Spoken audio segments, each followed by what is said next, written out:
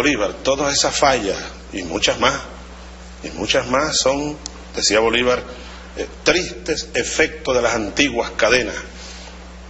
Son tristes efectos, bueno, del viejo modo de hacer política, del viejo Estado burocratizado, de la corrupción profunda, no solo administrativa, sino la corrupción política. La corrupción política, José Vicente, como dice Dussel en su obra, esta que estoy estudiando mucho, Política de la Liberación Arquitectónica, él señala que la corrupción, y de ahí derivan todas las demás, en lo político, es cuando el gobernante se aliena, se desconecta del poder originario que lo trajo a gobernar, en este caso el poder del pueblo.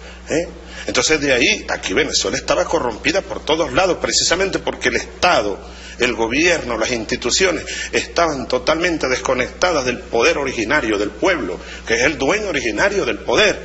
Ahora, todo eso son, te repito, y las fallas que seguimos teniendo y seguiremos teniendo, hay que combatirlas, pero son tristes efectos, ¿no?, de esas antiguas cadenas, de esos antiguos vicios.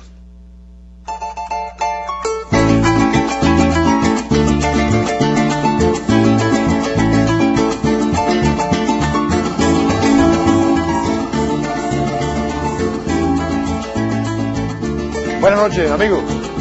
Bienvenidos de nuevo a este debate socialista del día de hoy. Tenemos como invitados al diputado Pedro Carreño y al diputado Eric Mago, ambos de la Comisión de Contraloría de la Asamblea Nacional y además militantes de nuestro partido, el Partido Socialista Unido de Venezuela. Y ya ustedes adivinarán cuál va a ser el tema, además un tema que está sobre el tapete, especialmente porque la iniciativa de ese tema la ha tomado justamente el presidente Nicolás Maduro, además como una herencia, y ustedes lo acaban de ver, como una herencia de las enormes preocupaciones, diligencias incluso que hizo históricamente el presidente Hugo Chávez. Nos referimos, por supuesto, a la corrupción. La corrupción, bueno, tiene varios aspectos. Los excesos de poder, el que usa el poder en exceso para atropellar, etcétera, etcétera, ese es un corrupto, como ocurrió durante toda la historia republicana de Venezuela. Desde 1830 en adelante ha habido corruptos. Y los hubo también antes de 1830, como vamos a ver algunos detalles acá de opiniones del Libertador, etcétera. Pero también está la corrupción administrativa, que también es un exceso de poder, pero ahora se trata de apropiarse de los bienes que son para la gente, para la nación, para la revolución, para los hospitales, para las escuelas, etcétera, etcétera. De esos bienes, el que se apropia de un pedacito, una comisión, una partecita, un contrato, el que se vale de su carácter de administrador público para diligenciarse un contratico y que de ese contratico me quede una comisión, ese es un corrupto, independientemente de que en la cultura, y se convierte en un tema cultural, en la cultura pareciera que algunas veces son como tolerables. Yo recuerdo, les voy a contar una anécdota, una vez en una oportunidad conversando con una persona que tenía que ir al exterior, estoy hablando hace unos 30 y tantos años, tenía que ir al exterior a hacer unas negociaciones para la compra de unos equipos por parte de un ministerio. Bueno, y él me decía, no, es que yo con este viaje, ahí me quedan tanto. Y yo como profesor universitario le decía, ¿cómo que te queda tanto por negociar? Sí, eso es normal, porque ellos, las empresas, lo tienen ya en su presupuesto, tienen un 10% para comisiones. Digo, pero eso es corrupción. No, eso no es corrupción. O sea, lo que quiero decir con esto es que llega un momento en que la corrupción se hace tan tolerable, entre comillas, que empieza a ser como parte del ambiente de todos los días.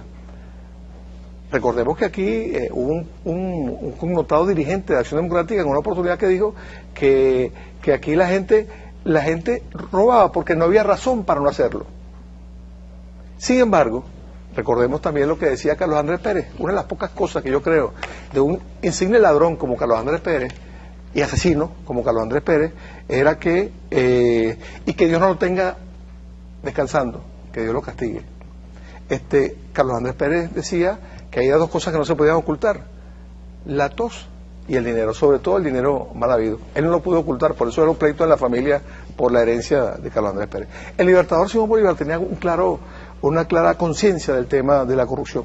Él dictó un decreto el 12 de enero de 1824, que todos conocemos, pero lo voy a recordar. Aplicación de la pena capital a los funcionarios, pena capital, a los funcionarios que hayan tomado dinero de los fondos públicos, teniendo presente, primero, considerando que una de las principales causas de los desastres en que se ha visto envuelta la República, 1824, estaba en Lima, ha sido la escandalosa dilapidación de sus fondos por algunos funcionarios que han intervenido en ellos. Segundo, que el único medio de extirpar radicalmente este desorden es dictar medidas fuertes y extraordinarias. He venido en decretar y decreto. Primero, artículo primero, todo funcionario público a quien se le convenciere en juicio, se le demostrara en juicio, sumario, de haber malversado o tomado por sí de los fondos públicos de 10 pesos para arriba, queda sujeto a la pena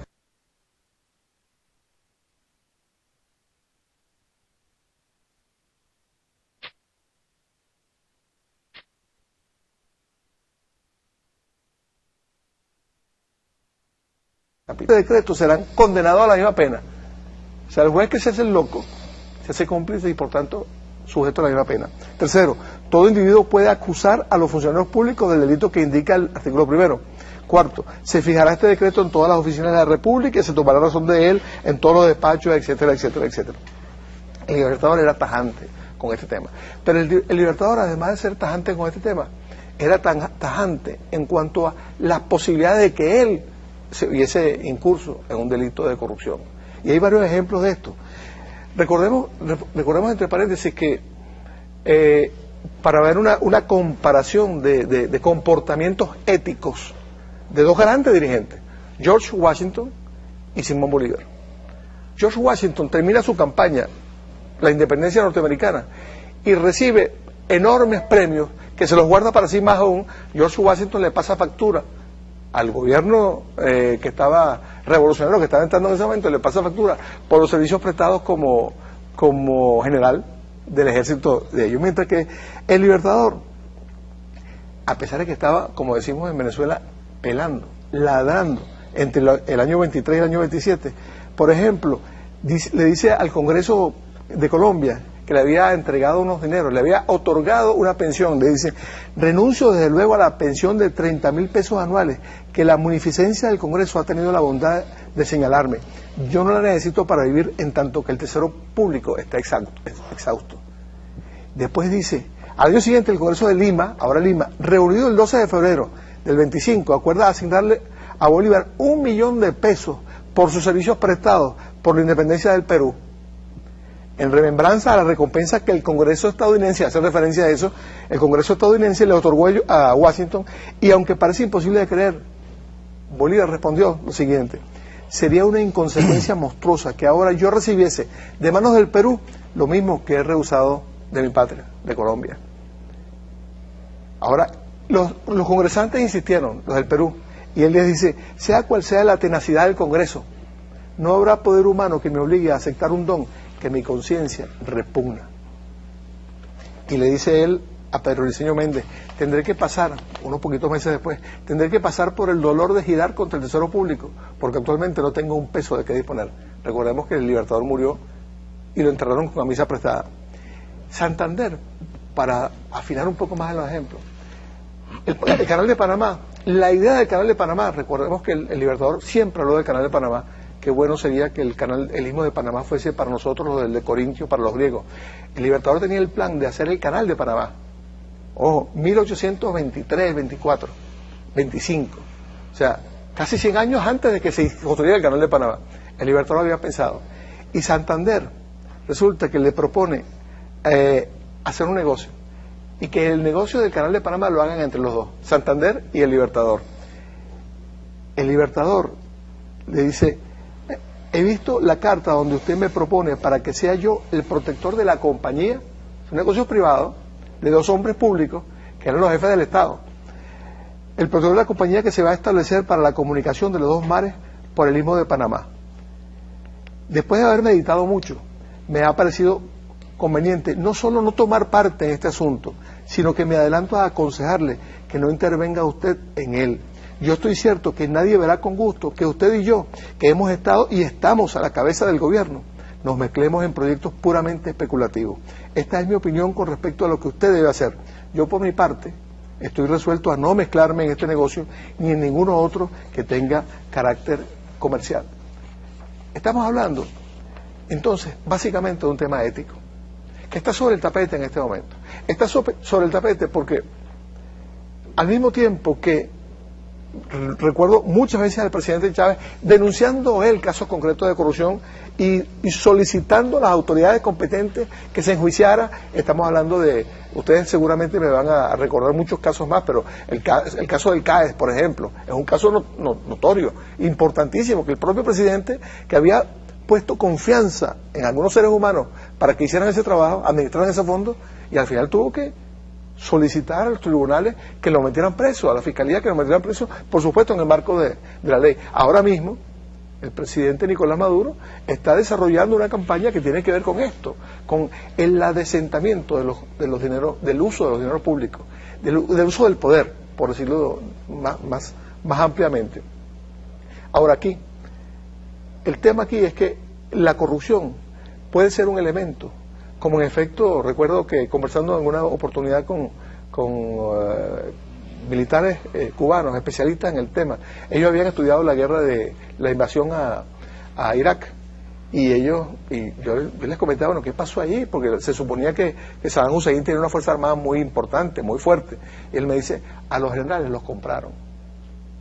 Entonces la corrupción no solamente tiene los elementos éticos y los elementos de que no llegan los recursos, de la eficiencia en el uso de los recursos, sino que además tiene un elemento estratégico, de control, de dominación. La corrupción, como la droga, son mecanismos de corrupción, de dominación, que usan los capitalistas, que usan los empresarios. Cuando estábamos en la Comisión de Contraloría decíamos, toda corrupción tiene dos elementos, dos extremos, no es una autopista que tiene solamente un elemento final. Donde quiera que haya un corrupto, hay un corruptor. Donde quiera que haya alguien que hace uso de su posición como ministro, como director, como lo que sea, hace uso de esa posición para otorgar un contrato y favorecerse con el contrato, alguien le está pagando a él para que se favorezca por el contrato. Y es el otro extremo de la corrupción, es el extremo corrupto. Ustedes tienen sobre sus hombros una tarea bien complicada, porque viéndolo en términos estratégicos, ustedes en la Comisión de Contraloría y en los organismos que tienen que estudiar estas cosas, ustedes tienen una misión de velar hasta cierto punto por el destino de la patria en términos estratégicos, ya no en términos del corto plazo, insisto. El corto plazo es importante, que no lleguen los recursos del hospital, que no lleguen los recursos del PAE, que no lleguen los recursos de la carretera, eso es importante, pero más importante es que además se va creando como un ambiente corrupto donde todos empezamos a ser cómplices, y eso no tiene nada que ver con socialismo. Si hay una cosa que podemos afirmar es que la corrupción, que tiene que ver con los procesos de acumulación, es un proceso netamente que se ascribe a la lógica del capital, no a la lógica socialista, ni a la lógica del trabajo, ni al que se gana el dinero con el trabajo. Pedro Carreño, diputado. Buenas noches, profesor. Buenas noches, Eric Mago. Este es un tema que requiere tocarlo en profundidad, y sobre todo en estos momentos de la coyuntura política que vive nuestro país, ya que el pueblo venezolano, siguiendo las enseñanzas de nuestro comandante infinito, está resuelto a avanzar rumbo a la consolidación de la patria socialista, y la concreción del socialismo pasa por la redención social, trascendiendo a la regeneración moral para la construcción del nuevo hombre, aquello que el guerrillero heroico llamaba el hombre nuevo para la sociedad nueva. Esa transformación se hace primero con una tarea pedagógica titánica, segundo con el ejemplo y tercero con la coacción. Y allí, entrando al tema del ejemplo, escuchábamos con especial interés los distintos pasajes de la vida del padre de la patria, pero tenemos un ejemplo vivo, el de el compañero comandante eterno Hugo Chávez, que se fue de la presidencia de la República y dejó la vida material. ¿Dónde están los bienes del compañero Chávez? Ni una casa, ni un carro. Ejemplo de entrega, ejemplo de sacrificio, de desprendimiento, de incluso amor al prójimo, entregando todo para que los seres humanos vivan. Ejemplo bolivariano. Bolivariano, el mensaje de Bolívar, ese Bolívar de la camisa prestada. Aquí está el Hugo Chávez, que fue enterrado con un uniforme militar de nuestra Fuerza Armada, el uniforme de campaña verde oliva y su boina roja. Así, nuestro comandante Chávez, nosotros nos llamamos chavistas, y entrando en análisis sobre aspectos fundamentales del liderazgo, hay una forma de liderazgo que se llama el aprendizaje vicario, y es que los seguidores se quieren parecer a sus líderes. Por eso los niños se quieren parecer a los maestros, los hijos se quieren parecer a sus padres, tienen los mismos gestos. Bueno, nosotros los bolivarianos, los revolucionarios de esta hora de la patria, debemos parecernos a Chávez, y los que tenemos de alguna otra manera algunas posiciones, debemos dar el ejemplo, porque ese aprendizaje vicario es el aprendizaje por modelamiento y requiere entonces que nosotros transformemos la sociedad dando el ejemplo.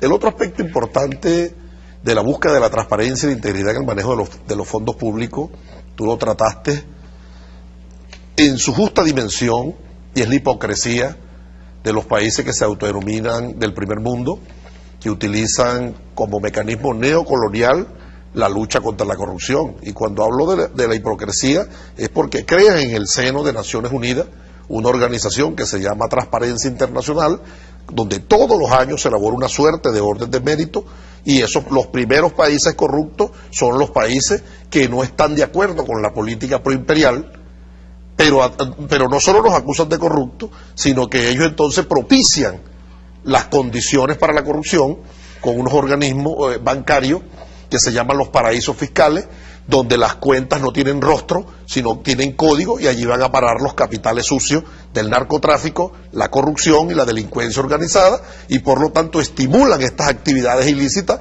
porque tienen dónde llegar ese dinero.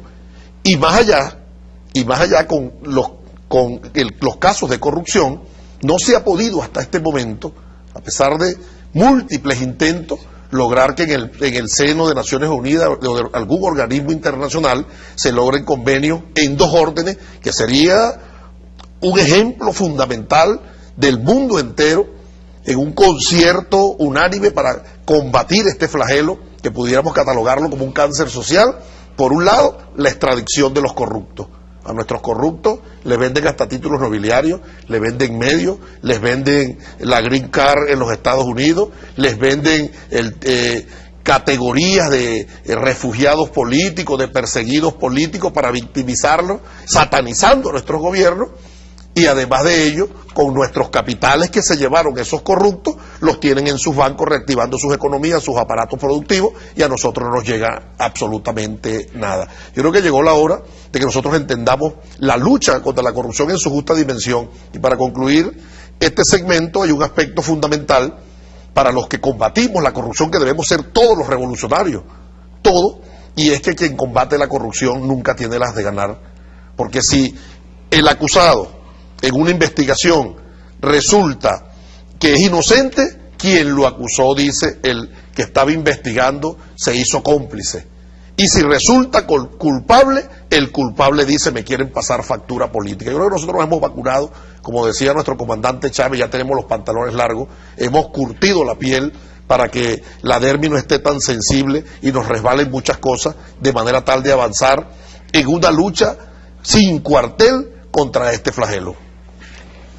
Hay un tema importante, porque este es un tema ético, y el presidente nos enseñó, en uno de los elementos donde insistía el presidente permanentemente, era los aspectos éticos, el comportamiento, la nueva ética socialista, la nueva ética del partido incluso. Cuando se creó el partido, se hizo Bueno, se hicieron estos documentos fundamentales del partido que, entre otras cosas, obligan en los estatutos del partido, por ejemplo, compromiso de lucha contra la corrupción, artículo 13 de los estatutos del partido. Habla del compromiso de lucha contra la corrupción. Las y los militantes socialistas de Venezuela, que por voluntad del pueblo bolivariano ejerzan cargo de elección popular, como ustedes, o de administración, como lo hacía yo hasta hace poco, asumirán la ética de servir y no servirse del pueblo y una permanente vigilancia y lucha contra la corrupción. Una conducta diferente será asumida como un acto contrarrevolucionario. Y después, ahora, esto es en los estatutos, orden, instrucciones, qué es lo que debemos hacer los militantes. Pero en los principios del partido decía: el partido junto al pueblo debe afianzar la lucha contra la corrupción, creando las condiciones y los mecanismos para combatir este vicio enquistado en las estructuras del Estado burgués, que promueve la degradación moral y ética de las instituciones y del ser humano, generando prácticas que riñen con los principios éticos. En consecuencia, se debe promover la búsqueda incesante de la transformación revolucionaria de la conciencia del deber social, aunado con la aplicación de elementos jurídicos que liquiden la impunidad. Entre esos elementos jurídicos estamos un montón de instituciones, varias instituciones, y una de esas instituciones es la Comisión de Contraloría de la Asamblea Nacional, que tiene muchos casos, bastantes casos. ¿Cómo se maneja eso? ¿Cuál es la visión que tienen ustedes como diputados, como Comisión de Contraloría? Bueno, en primer lugar, darte las gracias por invitarme acá al programa. Buenas noches, camarada Pedro Carreño. Al principio del programa escuchábamos algunas palabras del comandante eterno presidente Chávez. Una frase que decía: la vieja forma de hacer política. Y tú explicabas, desde los años 1824, cómo nuestro padre Bolívar enfrentaba el tema de la corrupción. El tema de la corrupción no es un tema sencillo, es un flagelo mundial. Si recordamos las intervenciones del Papa Francisco en los últimos tiempos, fue hablando del tema de la corrupción, incluso dentro del Vaticano. Incluso un escrito que le dejó el Papa Benedicto XVI, donde hablaba sobre algunos temas que tenían que resolver sobre la corrupción. Y indudablemente estamos en presencia de un problema ético. Un problema ético que la cual nosotros estamos convencidos que no se va a resolver con la ley contra la corrupción nada más, o con las leyes que nosotros podamos profundizar. A lo mejor hay que reformarla, a lo mejor hay que profundizar con algunos aspectos específicos, que eso nos va a permitir indudablemente ir minimizando el crecimiento de la corrupción. Pero si nosotros estamos claros que es un problema ético, y lo hemos venido conversando Pedro y un grupo de diputados, pues tenemos que ir más allá, a la profundidad del tema. Tú tocabas un tema importante que era la ética socialista. La venía planteando el presidente Chávez, y estamos totalmente seguros que es inviable construir el socialismo sin una ética socialista. Es inviable. ¿De qué manera? ¿De qué manera? Si nosotros están enquistados un conjunto de antivalores. Tú recordabas una frase, yo puedo recordar algunas frases de la Cuarta República, que decían, yo recuerdo que en las calles se escuchaba como normal, que decía: Carlos Andrés robó, pero da. Sí. O sea, el pueblo lo veía como algo normal. Y otra frase que decía: póngame donde haya. El pueblo lo veía hasta normal. Desde la llegada de la revolución, el presidente Chávez ha venido dándole duro al tema de la corrupción y dando las orientaciones desde el libro rojo, no nada más en el libro rojo, en el plan de la patria. En el plan de la patria habla de unos valores y unos principios fundamentales basados en la honestidad, la solidaridad, que pudiéramos decir que la solidaridad es la riqueza del pobre, pudiéramos definirla nosotros, de la solidaridad, el amor al prójimo, un conjunto de valores que nos va a permitir a nosotros construir esa ética socialista para poder, pues, construir el verdadero socialismo que nosotros queremos. Yo creo que ese es el mecanismo. Mira, el camarada Pedro hablaba que se estimulan actividades ilícitas a nivel internacional. Por supuesto que eso lo sabemos nosotros. Por eso que yo creo que nosotros deberíamos ir, y que es necesario, a un acuerdo ético mundial. Y voy a citar una frase del Papa Francisco, figúrense, que decía, yo recuerdo que él decía: en el mundo se están muriendo millones de niños del hambre, y se están muriendo millones de hombres del frío en una plaza. Y eso no genera una conmoción a nivel mundial. Eso pasa a la normalidad, claro, para el mundo, a la normalidad. Sin embargo, baja 10 puntos la bolsa de valores y es un escándalo. es una catástrofe a nivel mundial. Entonces, es un tema de cómo nosotros vemos que debemos ir hablando y construyendo esa ética socialista para poder construir lo que nosotros queremos. Porque el capitalismo, yo he escuchado hablar incluso, yo escuché una persona hablar de la ética capitalista, pero ¿cuál ética? ¿Será de la mal llamada ética capitalista? Que sus principios están basados en los antivalores, en el individualismo, en esa frase, póngame por donde yo pueda tomar, donde ellos creen que fundamentalmente con un acto ilícito, pero con tal que tengan recursos para ellos mantenerse y obtener todo lo que quieran, bueno, para ellos eso es normal. Vamos a hacer un corte, pero vamos a irnos con un sonido del presidente Nicolás Maduro, tratando un tema específico de uno de los casos que están sobre el tapete en este momento. Vamos a verlo. Yo decidí reestructurar Indepavis completo porque estaban extorsionando, robando descaradamente. Y resulta que Indepavis, sus principales directivos, iban a los negocios, a los grandes negocios, para cobrarle y decirle, miren lo que decían, bueno, me pagas 2 millones de bolívares y no te cierro, y puedes hacer lo que te dé la gana con tus productos. Esto no es una burla al país, al pueblo, a uno que pone su confianza en esos funcionarios. Bueno, ahí hay un expediente, que la fiscalía, los tribunales continúen. Yo tomé la decisión de convocar a un hombre revolucionario que conoce muy bien, que es el compañero Eduardo Samán. Le he dado instrucciones muy precisas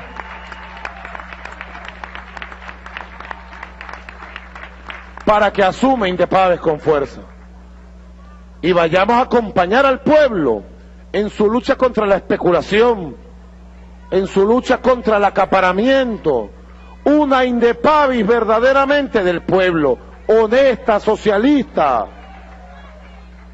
El canal de todos los venezolanos. Este domingo, en Kiosco Verás, el periodista Earle Herrera tendrá como invitados a la candidata a la alcaldía de Chacao, Titina Azuaje, y al candidato a la alcaldía de Carrizal, Farid Fraijas. Kiosco Verás, domingo a las 10 de la mañana por Venezolana de Televisión.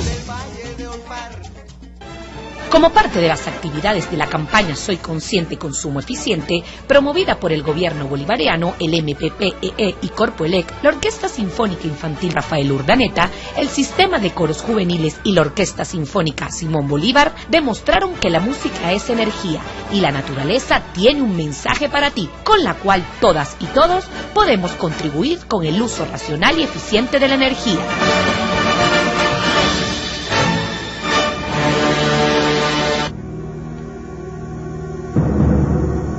Augusto Pinochet derroca cobardemente al mandatario de la dignidad de América Latina, Salvador Allende, acción irregular que lo convierte en presidente de facto de Chile el 17 de diciembre de 1974, dando inicio a 17 años de una de las dictaduras más crueles que vive América Latina.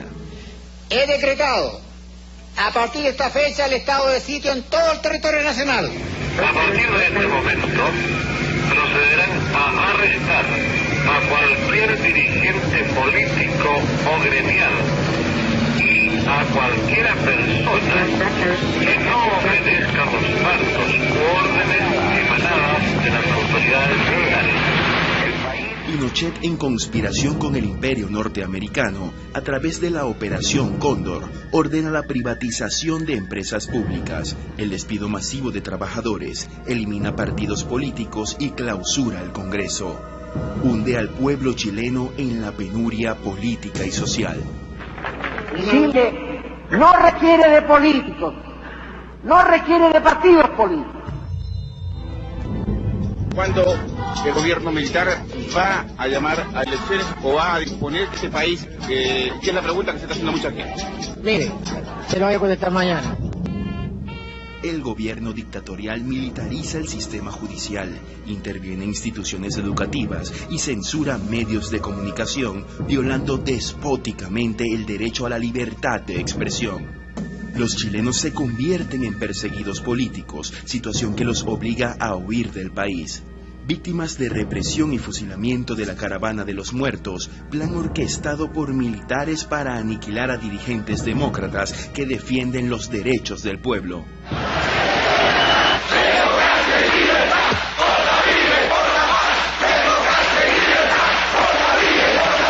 Cómplice de estas macabras acciones de Pinochet, el exsecretario de gobierno Jovino Noboa supervisa la captura y asesinato de los voceros sindicales.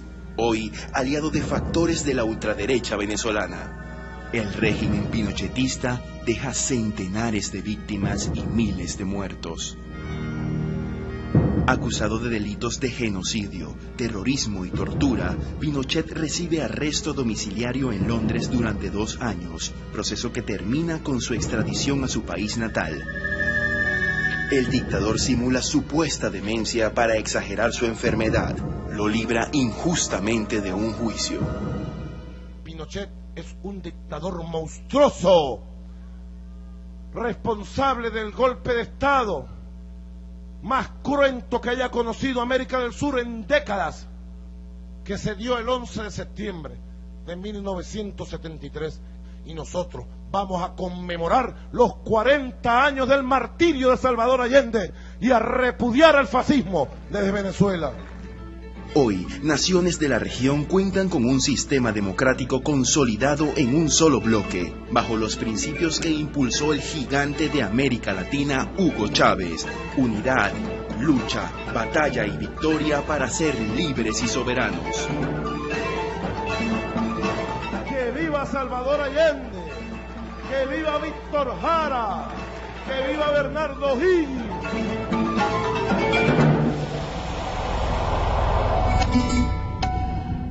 El canal de todos los venezolanos. El gobierno bolivariano, bajo la dirección de Nicolás Maduro, se ha preocupado por la corrupción. Debate Socialista se ha trasladado a distintos mercados populares para corroborar el trabajo del gobierno. Que han hecho un buen trabajo porque le están poniendo mano dura a todos esos comerciantes que quieren pasarse de vivos, como se dice, o sea, que quieren poner unos sobreprecios más elevados de lo que el gobierno ha puesto en sí en su programa de ¿cómo te explico yo? De economía, pues. No quedarse callado, no ser conformista, no mantenerse en silencio, no alcahuetear al especulador. Simplemente, si lo están especulando, hable, denuncie, eso es lo que hay que hacer. Los consumidores tenemos que colaborar también, porque si no denunciamos, cree el gobierno que todo está bien hecho. Tenemos que luchar por este país es de todos y tenemos que vigilar que la ley se cumpla. No solamente dejarle todo al gobierno, sino que nosotros también tenemos que poner de nuestra parte.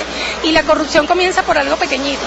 Entonces debemos luchar para que la corrupción se acabe desde los ámbitos más pequeños y el gobierno, los grandes, tienen que dar el ejemplo. Sí, la corrupción comienza de lo pequeñito, de lo que parece una tontería, de que se hace el vivo y paga, para no hacer una cola, le paga a un funcionario ahí, mira, déjame, méteme ahí, toma, esta pequeña, para el café. Ahí comienza la corrupción.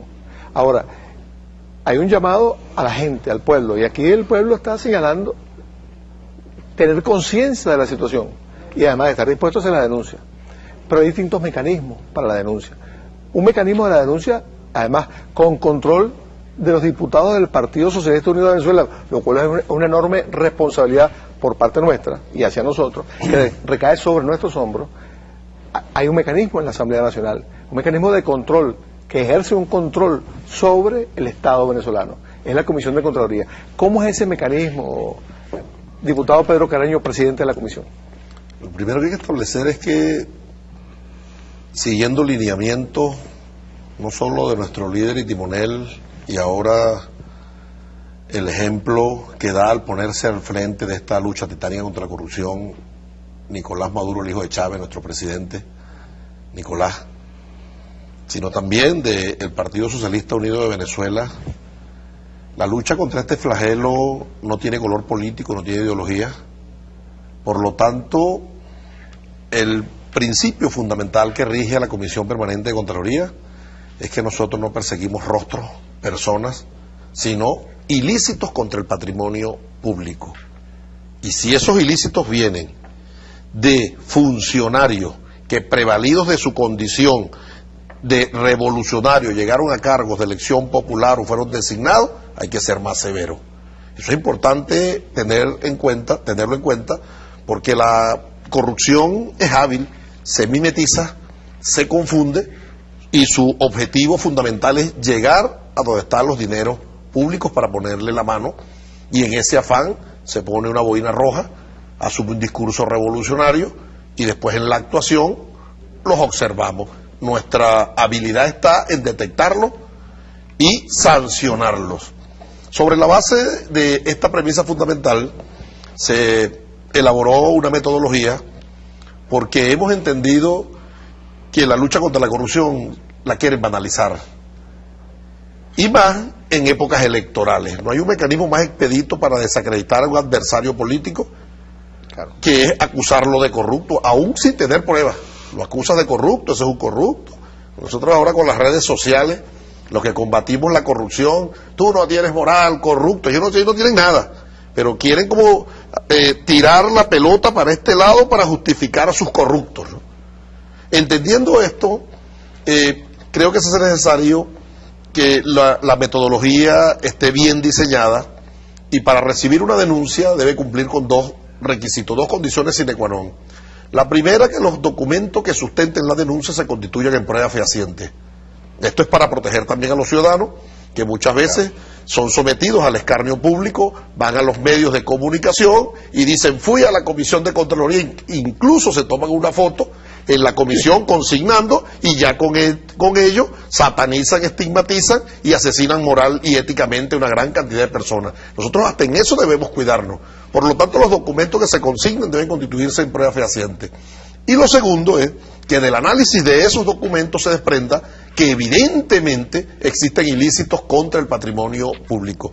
Por lo tanto, los 192 casos que tiene la Comisión Permanente de Contraloría y que está investigando en este momento, todos cumplen con este requisito. Allí no hay persecución política a nadie, allí no se trata de que se está victimizando a personas, no, hay evidencias que se constituyen en prueba fehaciente, elementos de convicción que ameritan una investigación, y nosotros debemos profundizarla, porque a tenor de lo que establece el artículo 223 de la Constitución, que le da la facultad al Parlamento Nacional de imponer la responsabilidad política, y allí mismo en ese artículo dice, la hace efectiva el Poder Ciudadano. ¿Cómo la hace efectiva? El Ministerio Público imponiendo las responsabilidades penales, y la Contraloría General de la República las responsabilidades administrativas. Nosotros hemos sido más severos, porque por aquello de la coacción, el que no cumple por convicción, entonces que cumpla por coacción, instituciones sólidas, instituciones fuertes, como nos lo dijo siempre nuestro presidente Chávez. En todos los informes estamos cuantificando el daño patrimonial, y le recomendamos al Ministerio Público la incautación de los bienes, de manera tal de que con esos bienes sea resarcido el daño patrimonial. Una medida privativa de libertad no resarce el daño patrimonial. Está bien, el que incurrió en el delito está pagando, pero ¿y la República? Por lo tanto, hay que incautarle los bienes y con esos bienes resarcir los daños. Estamos trabajando en esa dirección, y creo que nosotros, en función de esa tarea que cumplimos, estamos dando nuestro aporte, nuestro granito de arena para la construcción de la patria socialista y el adesentamiento de la administración pública. Ahora, la gente se pregunta, lo interpela a uno en la calle, bueno, ¿y cuáles son los casos? Bueno. Entonces, es bueno decir, tú señalabas situaciones. Ahora, ¿hay casos concretos? ¿Cuáles casos concretos podríamos citar? Hay muchos casos. Nosotros, afortunadamente, todos y cada uno de los casos que nosotros estamos llevando la investigación a la Comisión de Contraloría de la Asamblea Nacional, hemos explicado al pueblo de Venezuela, y incluso se le llevan un seguimiento. Por ejemplo, nosotros el miércoles pasado interpelamos al ciudadano Henry Falcón, el gobernador del estado Lara. Por supuesto, ahí se mostró como un cantinfla más. Tú le hacías una pregunta en relación a la investigación que está llevando y él respondió otra cosa que no tenía nada que ver. Y ahí se demostró que, por supuesto, que estamos en presencia de, en primer lugar, un desorden administrativo, y en segundo lugar hay corrupción, por supuesto. recursos, importantes recursos, que incluso fueron transferidos del poder del Ministerio del Poder Popular para la Salud, para el Estado Lara, y que ellos, solicitándolo incluso por insuficiencia presupuestaria, y al final del ejercicio los recursos quedan represados en una cuenta, suma importante de dinero, por encima de 117 millones de bolívares que quedaron represadas allí y que ellos solicitaron con anterioridad por insuficiencia presupuestaria. Así de ese tipo. Por ejemplo, Henry Falcón, otra de las denuncias, bueno, el Top Festival, supuestamente planificado, en principio de año se supone que ya tenía presupuestados los recursos, no articularon con la empresa para que encargada de accesar a los dólares a Cadivi, que eso permitía, por supuesto, tener el dólar preferencial, y lo buscaron por otra vía, que eso les permite a ellos las maramucias, ¿no? La maramucia, y obtuvieron el dólar para contratar a los artistas internacionales en el orden de los 7.5, 7.6 por dólar, donde para aquel momento estaba a 2.15. O sea, un diferencial. Un diferencial enorme. Así como eso, bueno, tenemos denuncia, estamos previstos ir a Carabobo, donde el ciudadano exgobernador Enrique Salafeo, ahí tenemos una denuncia de unas obras que fueron canceladas, Héctor, en un 50%, y cuando te va a la ejecución física no las encuentras. Un fondo para el desarrollo social y no fue utilizado para eso. Y nosotros vamos para allá. El caso del ciudadano de Monagas, exgobernador de Monagas, el ciudadano Briceño, ya nosotros aprobamos en la Comisión de Contraloría el informe para la declaratoria de responsabilidad política y posteriormente va a la plenaria. Bueno, yo manejaba la gobernación como una pulpería, Héctor. Él mismo asume públicamente que él no va a hacer proceso licitatorio, ahí con la voz de él, porque él dice que no va a perder tiempo en eso, que él tiene un amigo que él le entrega los contratos, un conjunto de cosas. Pero el gobernador, exgobernador de Nueva Esparta, el exgobernador de Nueva Esparta, vendió un terreno que cuando fuimos allá, a la comisión, a la inspección, nos encontramos que el terreno está enclavado en una laguna. Es como que yo en Cumaná venda el río Manzanares, algo así, pues. Sí, una laguna, en serio. Y ahí están las coordenadas. Y ellos van a tener que explicar al pueblo de Venezuela.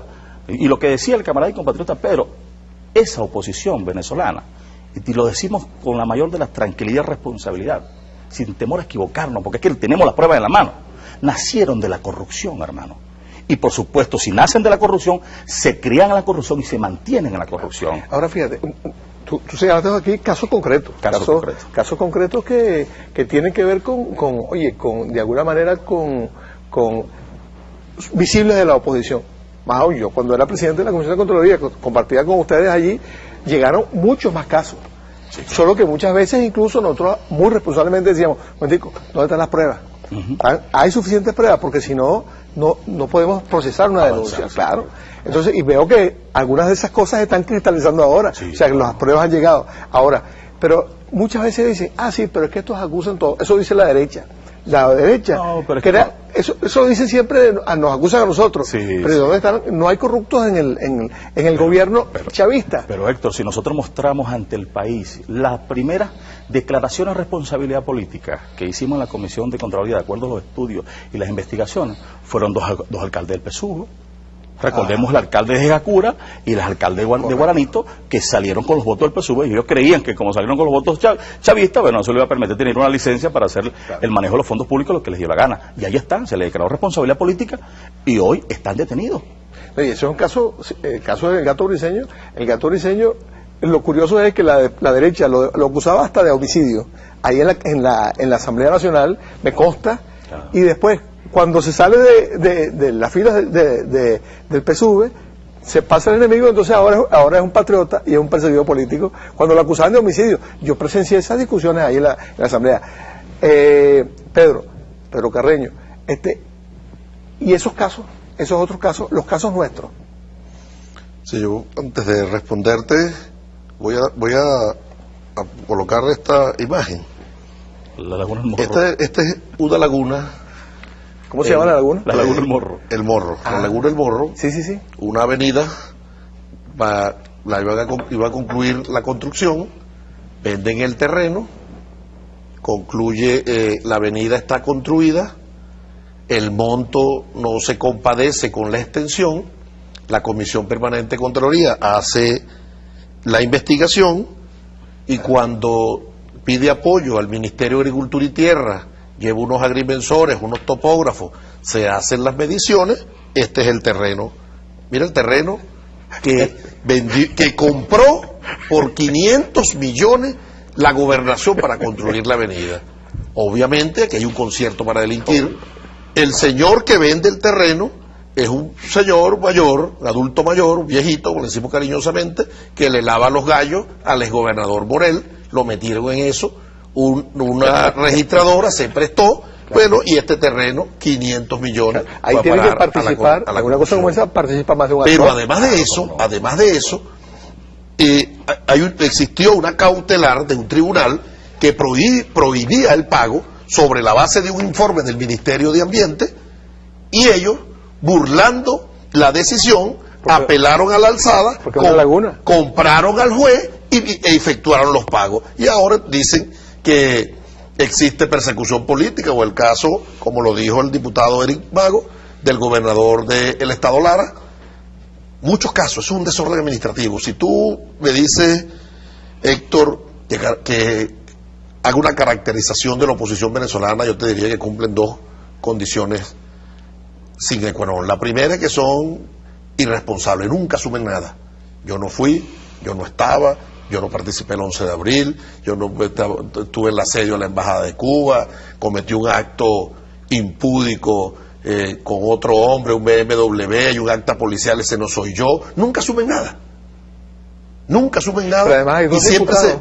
se victimizan. ¿Cómo se trata el tema de dos diputados flagrantemente incursos el diputado Caldera, un video, agarra el dinero, lo mete en el sobre, se lo lleva y además llega a un acuerdo de convenimiento de pago posterior, y después flanqueado por todos los parlamentarios de la oposición, sale dando una rueda de prensa diciendo que eso es un guiso, que fue un montaje. Si es un guiso, se lo comió todo, y si es un montaje, mordió el peine. Que loable hubiese sido la actuación de la oposición, que este diputado, cuando lo estaban tratando de sobornar, si era un soborno, porque más bien parece una extorsión de él al empresario.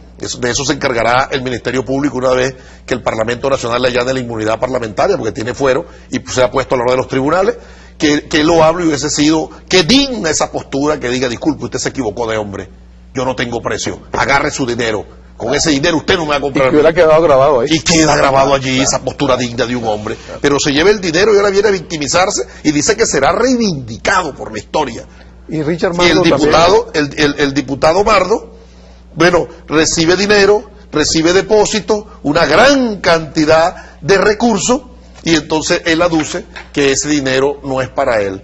Bueno, yo tengo aquí el Código de Ética del Funcionario Público, que dice: corresponde a los funcionarios públicos, el artículo 7, rechazar en cualquier caso y circunstancia y no solicitar jamás, ni para sí, ni para terceros, pagos, beneficios, privilegios, en ocasión a los servicios que deba prestar. Pero además de eso, del Código de Ética del Funcionario Público, este diputado incurre en enriquecimiento ilícito, tiene movimientos de cuenta que exceden a los 500 millones de bolívares, tiene 2 depósitos de 1 millón de bolívares. Ahora, esto merece una investigación. Y además de ello, como colofón o la guinda de la torta se la pone él en el momento de la investigación, cuando tiene unas cuñas en todos los canales de televisión privado, diciendo que él es inocente y que si por eso me quieren pasar factura, yo asumo de manera farisaica, descarado, de manera hipócrita, se presenta en la audiencia pública en el TCJ con una camisita y un pantalón rullido y una bibliacita. ¿A quién van a engañar estos delincuentes? No pueden engañar a nadie. Yo creo que llegó la hora de que nosotros le pongamos el cascabel al gato en función de la construcción de la patria socialista y en honor a la memoria de nuestro comandante infinito y del libertador Simón Bolívar. Con respecto a los casos de la revolución, bueno, hay un ejemplo. Vean, y hay que hacer un análisis en su justa dimensión, el comportamiento que asume la derecha con los corruptos y el comportamiento que asume la revolución. Cuando llegó la denuncia del alcalde de San Genaro de Boconoito a la Comisión de Contraloría, el compatriota Diosdado Cabello me pidió, no como diputado de la Asamblea Nacional, sino como primer vicepresidente del partido, una copia del informe, y se la llevó al compañero presidente Chávez, y el presidente Chávez dijo: llévelo a la Dirección Nacional y la Dirección Nacional la decisión que tomó fue expulsarlo del partido y que asumiera su responsabilidad. El alcalde de Jacura, un joven que llegó a ser alcalde, venía de las bases populares, bueno, se corrompió, no aguantó la tentación del manejo de los fondos públicos, pupilo del exgobernador del estado Falcón, el compatriota Jesús Montilla, y cuando llegó el informe, él preguntó qué informe hay y se le entregó, dijo, tendrá que asumir su responsabilidad. Se envió, se le dio el mismo tratamiento, se le envió al primer vicepresidente del partido y la Dirección Nacional también lo expulsó. Los dos están privados de libertad. Claro, para los medios de la derecha, esos casos nunca han existido, porque ellos tienen el mayor veto a la información, la mayor censura a la información, que es a través de la metodología que emplean, y que han empleado durante mucho tiempo, que es el tratamiento que le dan a los casos y a las noticias de acuerdo a una figura que se llama la línea editorial. Entonces, si la línea editorial es que de eso no lo coloque, no lo coloque. Ahora hay una pregunta, desde el punto de vista ético, ¿eso no configura una forma de corrupción?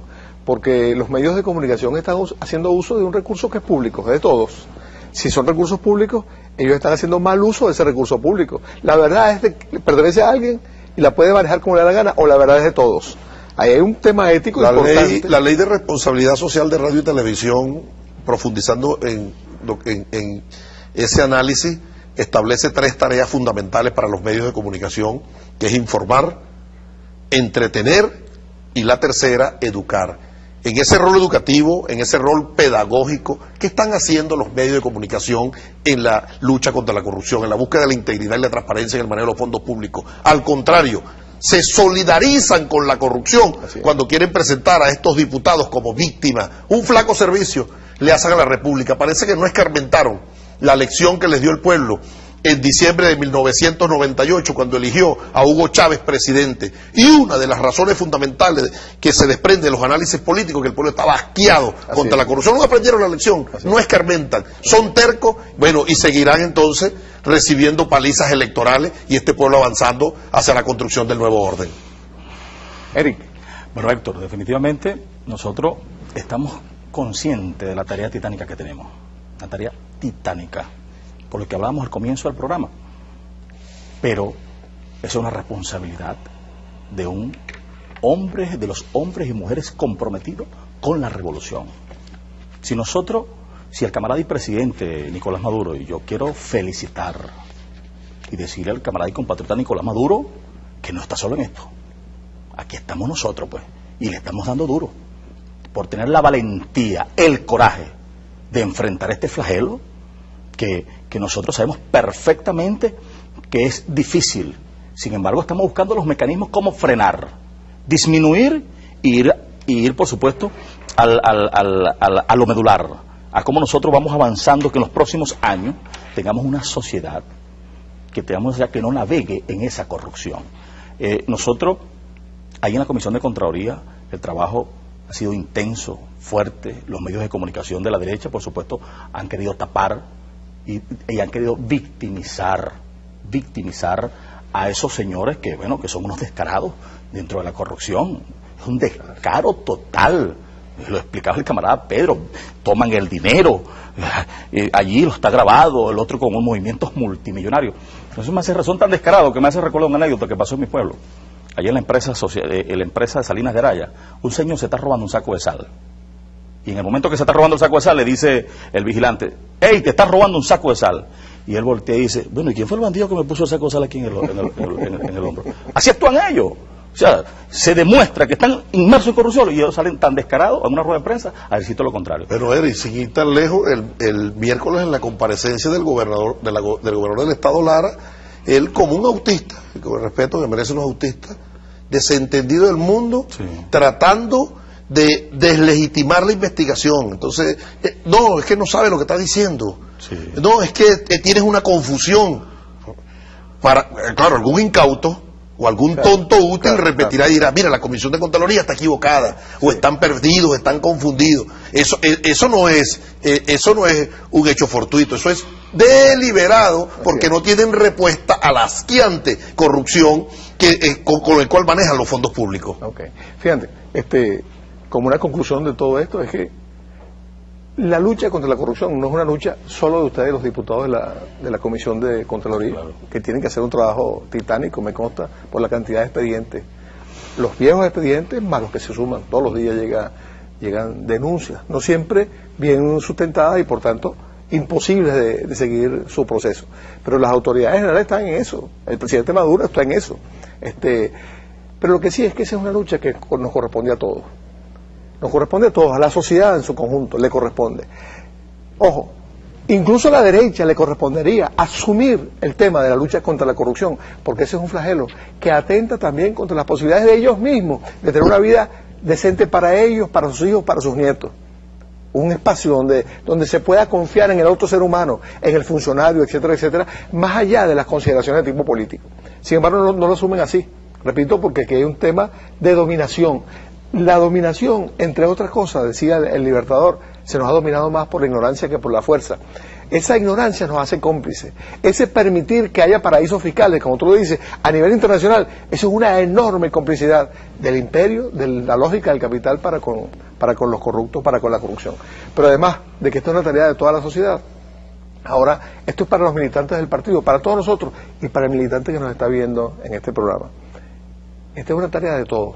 Pero para los militantes es una tarea fundamental. Es una lucha fundamental, sin caer en persecuciones, en pases de factura, etcétera. Pero es una tarea de todos los días, en la cual no podemos cejar. Es una tarea en la cual se le va la vida a la revolución. Camaradas, buenas noches, hasta la próxima semana.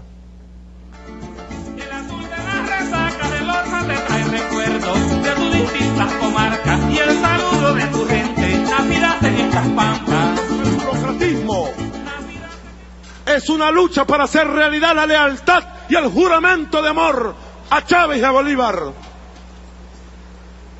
Solo luchando contra el burocratismo nosotros podremos lograr una revolución eficiente que atienda los problemas del pueblo, los problemas de vivienda, de salud, de educación, los servicios públicos, la seguridad.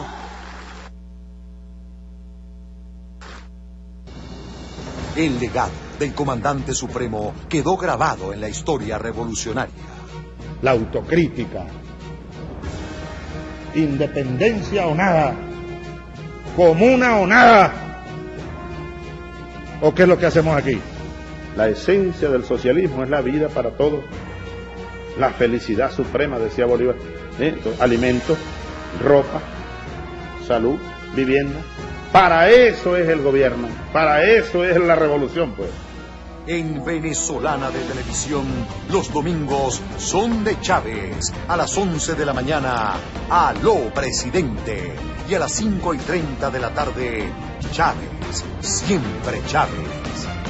Los domingos son de Chávez, por Venezolana de Televisión. En Venezolana de Televisión, tus ideas son protagonistas. Interactúa con nosotros en las redes sociales y síguenos en @BTV Canal 8. Danos tu opinión sobre nuestra programación, los temas de actualidad nacionales e internacionales y la información al momento. Porque en la web, BTV es tu ventana.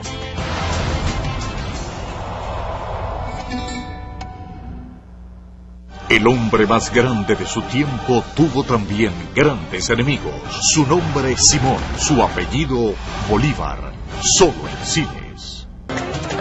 Un día de dignidad, de moral, de patria, de unidad y de revolución.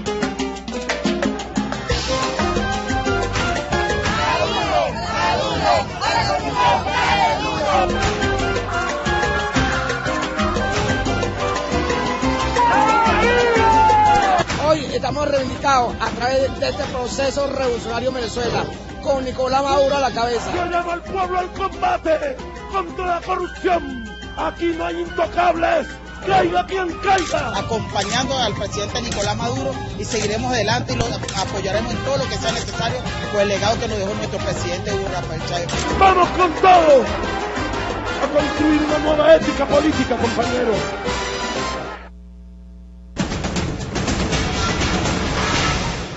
Dos semanas al menos estará la espada del Libertador en este hermoso mausoleo, expuesta aquí para que todos los venezolanos y venezolanas, y le hacemos un llamado especial a los padres para que traigan a sus hijos, niños, niñas, adolescentes, y también a los estudiantes universitarios, universitarias, para que vengan y sean testigos de algo tan hermoso, de algo tan grande, y permitan que los encandile la historia, que los encandile Bolívar, que los encandile Chávez.